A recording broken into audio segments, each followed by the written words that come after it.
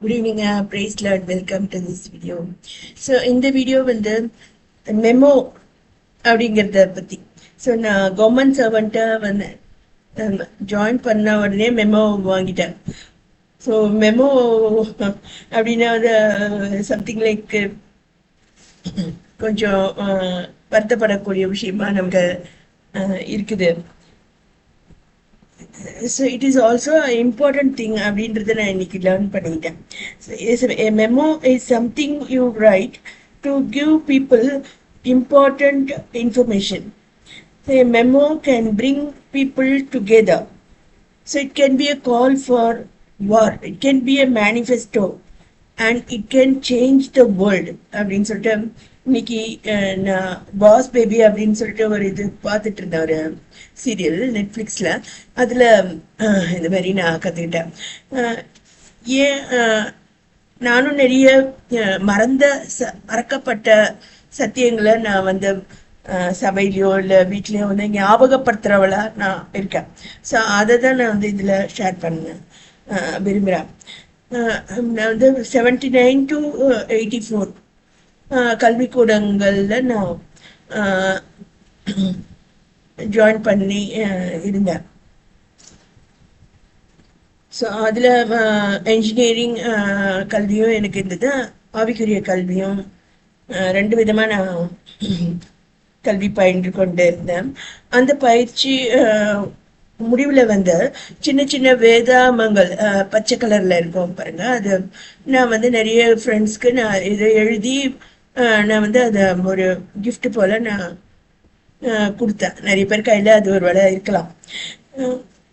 அது வந்து ஒரு குறைவான ஒரு அனுபவம் தான். அதுக்கப்புறம் வந்து பார்த்தீங்கன்னா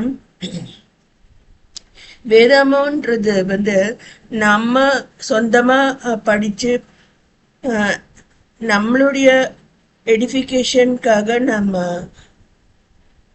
உபயோகப்படுத்துறது தான் முதலாவது நோக்கமாக நமக்கு இருக்கணும் அப்படிங்கிறது தான் நான் முதல்ல ஒருத்தருக்கு ஞாபகப்படுத்தக்கூடிய சத்தியம். அது என்னுடைய கணவர், அவருடைய ஃப்ரெண்ட்ஸ், அவங்க வந்து என்ன பண்ணுவாங்கன்னா வந்து மற்றவங்க வேதாந்தத்தை ஃபாலோ பண்ணல அப்படின்ட்டு அவங்க fight பண்ணுறவங்களா காணப்பட்டாங்க.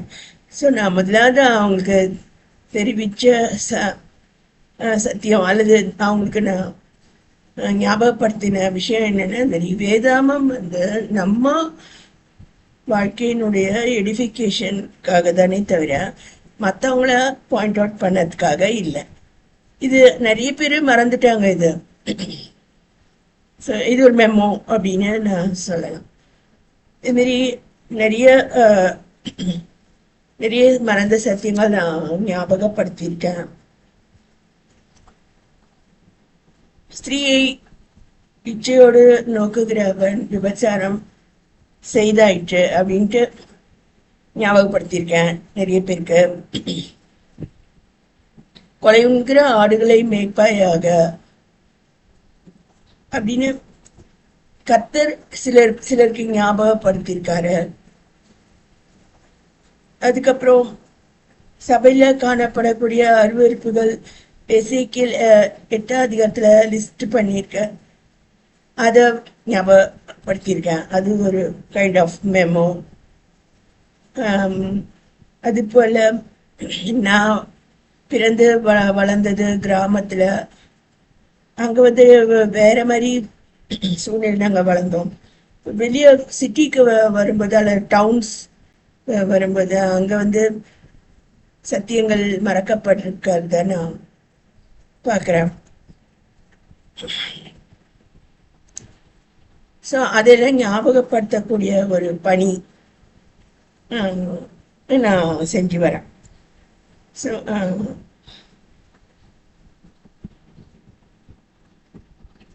So a memo is something you give people important information. It can bring people together. It can be a call for war and it can change the world. So இது முக்கியமான பணியாக இருக்கு. இதை எனக்கு கற்றுக் கொடுத்தா போதர்களுக்கோ ஆண்டவருக்கோ நான் நன்றியாக இருக்கேன்.